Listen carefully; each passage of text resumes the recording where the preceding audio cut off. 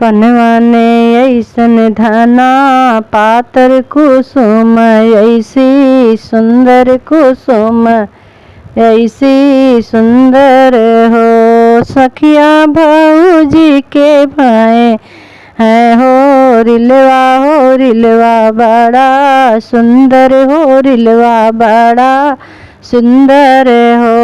बहनी भौजी के भाई नंदे लाल हो रिलवा बड़ा सुंदर हो रिलवा बड़ा सुंदर हो। मचिया ही बैठी हैं सासू तो बहू हरिया रज करें बहू हरिया रज करें हो। बहू हर कावन कावन फल खायु ललन बड़ सुंदर ललन बड़ा सुंदर हो। भौजी कावन कावन फल खायु ललन बड़ा सुंदर ललन बड़ा सुंदर हो। खाओ माया मवाई मिलिया कावन फल केरल कावंद फल केरवन हो। सासू छिली छिली खायन न हो रंगिया ललन बड़ा सुंदर ललन बड़ा सुंदर हो।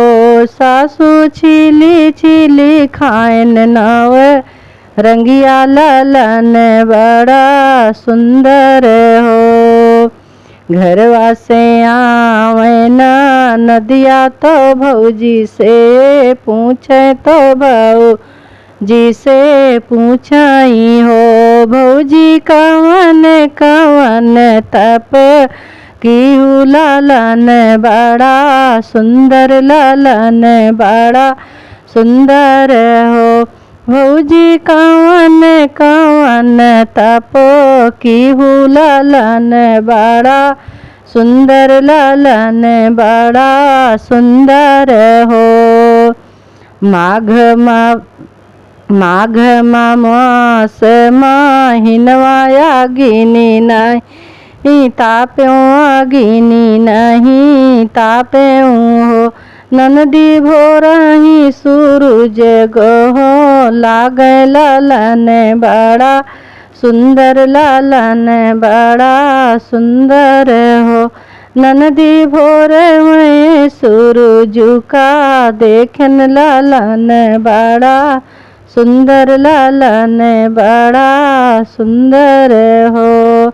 मैंने भोरे वह में देखूं सूरज वाला ललन बड़ा सुंदर ललन बड़ा सुंदर हो। दुअरा से आई देवरा तो जी से पूछे भौजी से पूछाई हो। भौजी के करिए से जिया तू सोयू ललन बड़ा सुंदर ललन बड़ा सुंदर हो। भौजी के करे से जिया तू सोयू ललन बड़ा सुंदर ललन बड़ा सुंदर हो। सोयो मैं पिया जी के गोदिया तो सोए हो भैया सोन पिया जी के से गोदिया तो राजा जी के से जिया तो राजा जी के से जियाई हो। देवर सपने माँ देखो तोहर सूरतिया ललन बड़ा सुंदर ललन बड़ा सुंदर हो। देवर सपने माँ तोहरी सूरतिया ललन बड़ा सुंदर ललन बड़ा सुंदर हो। पनवान ऐसी धाना पातर कुसुम ऐसी सुंदर कुसुम ऐसी सुंदर हो। भौजी लाल का हो भौजी कावन हो रिले पायु हो रिल बड़ा सुंदर बबुल बड़ा सुंदर हो।